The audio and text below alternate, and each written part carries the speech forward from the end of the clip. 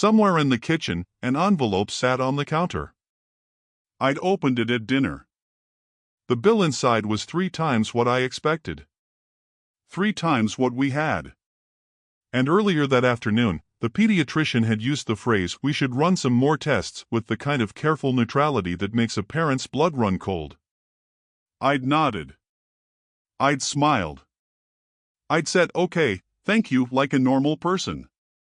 Then I'd come home and made spaghetti and pretended my hands weren't shaking while I stirred the sauce. But at 3:17 a.m., you can't pretend anymore. The dark sees everything.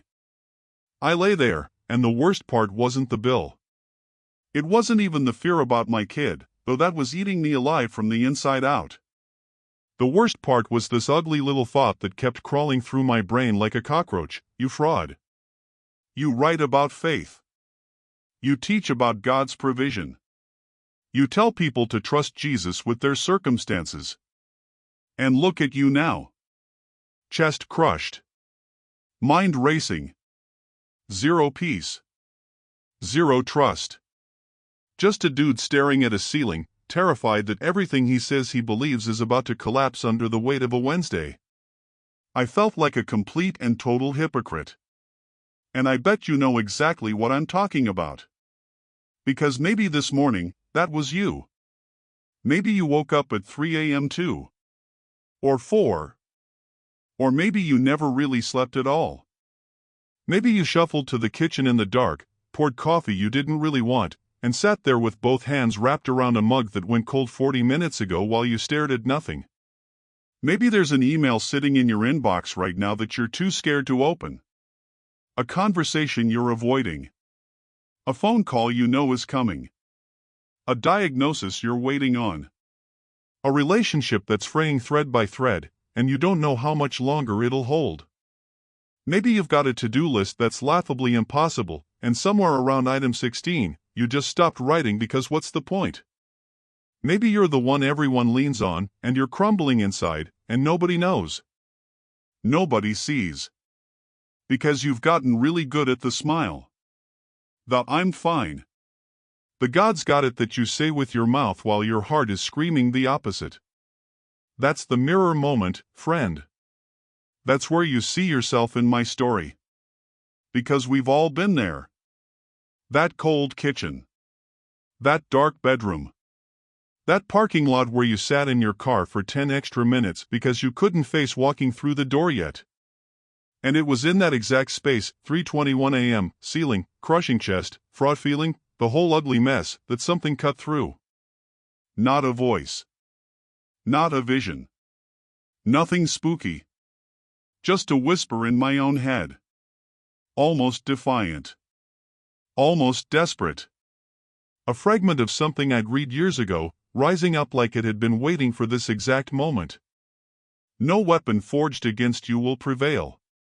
That's it. That's what came. Not a whole sermon. Not a solution to the bill. Not a guarantee about the test results. Just 6 words from somewhere in the book of Isaiah, chapter 54, verse 17. And I didn't even remember the reference at first. I had to look it up later. But the words were there. Stubborn. Quiet. Refusing to leave. Now, here's what I didn't know at 3:21 a.m. that I learned later. When Isaiah wrote those words, he was talking to people who had lost everything. Exile. Shame. The kind of failure where you can't even look at yourself in the mirror because all you see is what you could have been and aren't. Israel had blown it. Completely. They weren't in a season of victory. They were in a season of consequences. And into that wreckage, God speaks this promise about weapons not prospering. Not because they earned it. Not because they'd fixed themselves.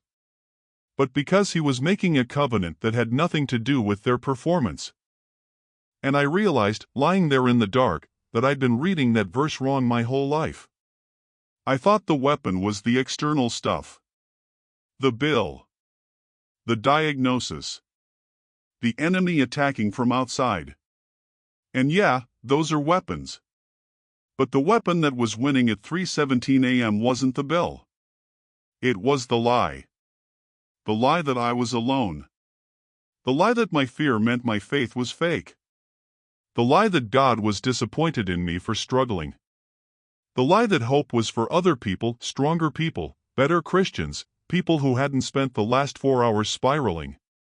And that's when I learned the terrifying truth about those weapons. The enemy's best weapon isn't your circumstances. It's making you believe you are alone in the battle. Because if he can isolate you in your own head, he doesn't need to defeat you. You'll defeat yourself. You'll spiral until you're convinced that God has left, that your faith is a joke, that you're the only one who's ever been this scared and this exhausted and this close to giving up. That's the weapon. The lie of isolation. The whisper that says, everyone else has it together. You're the only fraud here. So at 3:24 a.m., I did something different. Not because I'm spiritual. Not because I'm some prayer warrior. Honestly, because I was too tired to do the religious performance anymore. I didn't kneel. I didn't fold my hands. I didn't use fancy church words. I just lay there, ceiling still unchanged, and I whispered out loud into the dark. God, I don't feel you right now. I'm scared. I'm angry. I feel like a liar. And I don't know what to do with any of this. But I'm telling you the truth because I've got nothing left to fake. If those words from Isaiah are real, I need you to make them real for me. Because I can't manufacture hope tonight. I'm empty. That was it. No, I declare. No, I bind. No polished anything. Just a desperate guy in the dark, admitting he had nothing. And that prayer changed everything. Not because the circumstances shifted. The bill was still on the counter. The test was still scheduled. But something in me shifted. Something cracked open. But then I learned the terrifying truth about those weapons. The terrifying truth hit me not in a lightning bolt moment, but in the cold, fluorescent glare of my office parking lot at 7:42 a.m. And that's when I realized, the weapons Isaiah talked about? They weren't forming in some enemy camp. They weren't being forged in a boardroom by people who didn't like me. They weren't even being manufactured in the pediatrician's office or the billing department. They were being forged in my own mind. The enemy's most efficient weapons factory isn't external. It's internal. For me, it was my old boss's voice from 3 years ago, a performance review where he'd said, "You're just not strategic enough for this role." That's the weapon. Not the comment itself that happened years ago. The weapon is the replay. The weapon is the what-if factory that takes one piece of old pain and mass-produces 1,000 scenarios of future catastrophe. And here's what terrified me most, I was the one keeping the factory running. I was the one providing the raw materials. Now, let me take you to Ephesians chapter 6, because this is where my understanding got completely dismantled and rebuilt. Paul wasn't giving us a dressing routine. He was giving us a diagnosis. Look at what he actually says. He tells us to stand firm with the belt of truth buckled around your waist. Why start there? Why not the sword or the shield first? Because the belt holds everything together. And what is the belt? Truth. Truth that says, that comment from 3 years ago is not a prophecy over your future. Truth that says, the bill is real, but it is not the final word on your worth. Truth that says, your fear does not disqualify you from God's love. Mirror moment right here. How many of us have been trying to fight spiritual battles with physical tools? I know I was. My weapons of choice were distraction, scroll through the phone until my eyes burned, and caffeine, because if I could just stay awake enough, maybe I could outthink the anxiety. I was bringing coffee to a cosmic battle. I was bringing Instagram reels to a fight against principalities and powers. And we laugh, but you've done it too. We all have. The coping mechanisms that feel like armor but are actually just noise. Then came the complication. The pause. I'm not talking about a peaceful, contemplative, Instagram-worthy morning routine with a journal and a candle and perfectly brewed pour-over coffee. I'm talking about the uncomfortable, awkward, nothing-happening silence of 6:45 a.m. in a cold car in an empty parking lot, 15 minutes before I had to walk into work and pretend I hadn't spent the night wrestling demons. Here's what I started doing, and it felt absolutely foolish at first. I stopped checking my phone the second I woke up. Not because I'm disciplined. Not because I'm holy. Because I was desperate enough to try anything. Instead of grabbing the device and flooding my brain with emails and headlines and other people's curated lives, I would drive to work, park the car, and just sit there. Engine off. Heater off. Nothing but me and the silence and the fear I'd been running from. And in that silence, I would let myself feel it. Fully. Not push it down. Not spiritualize it away with Christian-sounding phrases. Just sit there and acknowledge, I am terrified right now. I feel inadequate. I don't know how we're going to get through this. I feel like a fraud. That's not a lack of faith. That's honesty. And honesty is the only soil where real faith can grow. Then, and this is the prophetic act of faith part, I would speak one simple truth out loud. Not a declaration of victory I didn't feel. Not a promise I was trying to manipulate God into fulfilling. Just this, God, I believe you are here. Help my unbelief. That's it. 7 words borrowed from a desperate father in the Gospels who had a dying child and a fragile faith and nothing left to offer but raw honesty. And I'll tell you what happened, nothing. At first.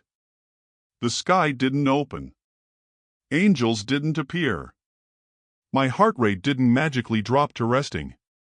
The anxiety didn't evaporate like mist in the morning sun. I sat there in the cold car, still scared, still tired, still facing the same bill and the same test results and the same uncertain future. But something shifted. A 1% shift. A microscopic movement in my spirit that I couldn't even describe at the time. It wasn't peace like I'd imagined peace. It wasn't confidence like I'd seen in worship leaders on stage. It was more like a seed. A seed dropped into dark soil, invisible, doing nothing observable, but alive. And this is the lesson that rewired my entire understanding of spiritual warfare. Victory is not an instant feeling. Victory is not the absence of fear or the sudden arrival of perfect peace. Victory is a seed planted in the dark soil of obedience. You plant it when you don't feel it. You water it when nothing seems to be growing. You trust the farmer when the surface looks barren. Memorable truth right here, and I need you to hear this. Courage is not the absence of the weapon's sound, but the decision to believe it will not prosper. I didn't feel courageous. I felt like a man whispering into a void. But I kept doing it. Day after day. Cold car. Empty parking lot. God, I believe you are here. Help my unbelief. The same 7 words. The same 1% shift. The same invisible seed in dark soil. And then came the test. The moment where this fragile, 1% faith had to become something more than a private ritual. I was scrolling through social media one evening, and yes, I still did that. I'm not a monk, and I saw a post from someone I respected, someone in my professional field, and they were sharing about their own struggles. Their own fears. Their own season of feeling like a fraud. And something stirred in me. Not confidence. Not boldness. Just a nudge. A quiet, persistent thought, what if you stopped hiding? What if you planted your flag right here, in the very space where the enemy has been telling you you're alone? My heart started pounding. My thumb hovered over the keyboard. Heart pounding. The cursor blinking like a dare. And I typed 4 words that felt like throwing a match into dry grass. I am covered today. Not I feel covered. Not I hope I'm covered. Not God, please cover me. Just a declaration. A fact stated in the present tense, planted like a flag in enemy territory.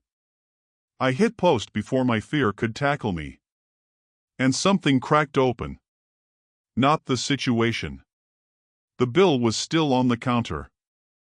The pediatrician's careful neutrality still echoed in my memory. My bank account hadn't multiplied. But the isolation? The lie that I was the only one fighting this invisible war? That lie took a direct hit. Because now it was public. Now it was external. The enemy's favorite weapon, the whispered suggestion that you're alone, that no one else struggles like this, that you should hide, that weapon lost its edge the moment I typed those 4 words. Mirror moment, maybe you felt that too. The fear that if people really knew what you were battling, they'd judge you. Or worse, they'd confirm your deepest fear, that you really are failing in ways everyone else seems to handle just fine. But here's what I learned in that cold parking lot and in that moment of trembling obedience. The battle shifts when you stop fighting it alone in your head and start declaring the truth out loud. Not because the declaration magically fixes everything, but because it breaks the agreement you've made with fear. The agreement that says, keep this hidden. Keep this private. Don't let anyone see the cracks. And now, right now, I want to pray with you. Not a polished prayer. Not a sermon disguised as a prayer. Just a raw conversation with the God who met me in the 3 a.m. darkness and the empty parking lots and the comment section where I finally told the truth. Let's shift from I to we for a moment. Because you're here, and I'm here, and He is here. Father. Thank you. Thank you that when I sat in that cold car at 7:42 a.m., terrified and inadequate and convinced I was a fraud, you didn't roll your eyes. You didn't turn away disappointed. You sat with me. And you're sitting with the person reading this right now, in whatever cold car or quiet kitchen or dark bedroom they're in. Thank you that you don't require us to clean up our fear before we bring it to you. Thank you that the desperate father's prayer, I believe, help my unbelief, is still your favorite kind of prayer. Right now, I reject the enemy's lies. One by one. The lie that my future is chaos and I'm just one bad phone call away from disaster. The lie that my family is ruined, that I've failed them beyond repair, that my kids will grow up broken because of my mistakes. The lie that my life is wasted, that I've missed my chance, that the best days are behind me and all that's left is survival. These are lies. And lies lose their power when they're named. I place every unspoken fear, the one about the test results, the one about the marriage, the one about the child, the one about the career, the one you can't even put into words because it's too heavy to say out loud, I place all of it under the covering of Christ's blood. Not as a magical formula, but as a spiritual reality. His covering doesn't mean the weapon won't form. It doesn't mean the battle won't be visible. It means the weapon will not prosper. It means the blow won't be fatal. It means the shield doesn't block your sight of the war, it blocks the killing impact of the strike. Memorable truth, the weapon formed will be seen, but its prosperity is a lie you no longer have to believe. Father, I place this entire day in your hands. The meeting. The difficult phone call. The moment of temptation to despair when the numbers don't add up or the news isn't good or the silence feels like rejection. I'm not asking for an easy day. I'm asking for an accompanied day. I'm asking for the 1% shift. The seed in dark soil. The quiet awareness that I am not alone. For the person reading this, the one who's been holding their breath, waiting for the other shoe to drop, waiting for the next piece of bad news, waiting for the hope to be crushed again, I ask you to meet them right now. Not with a lightning bolt. Not with a miracle that makes the news. But with a whisper. A nudge. A 1% shift in their spirit that says, I am here. I have never left. I will never leave. Walk with confidence. Not because you're strong. Not because you figured it all out. Not because you finally have enough faith. Walk with confidence because the one who is strong walks ahead of you. And he has already seen the end of this story. and He calls it good. Before your feet hit the floor tomorrow, before the dread kicks in, before the to-do list starts screaming, before the fear has a chance to set the agenda, say it out loud. I am covered. 3 words. A daily habit. A declaration that turns a moment of dread into a moment of defiance against every lie the enemy has been feeding you. You don't have to feel it. You just have to say it. The feeling follows the obedience. The seed grows in the dark. And one day, maybe not today, maybe not this week, you'll realize the 1% shifts have added up to something new. Something solid. Something unshakable. That's not wishful thinking. That's how faith works. That's how He works. Quietly. Faithfully. In the parking lots and the comment sections and the 3 a.m. darkness where no one else is watching. Amen. A gentle, knowing smile. Not the smile of someone who has it all figured out. The smile of someone who's still in the fight, still planting seeds in the dark, still whispering, "Help my unbelief," but no longer alone. And neither are you.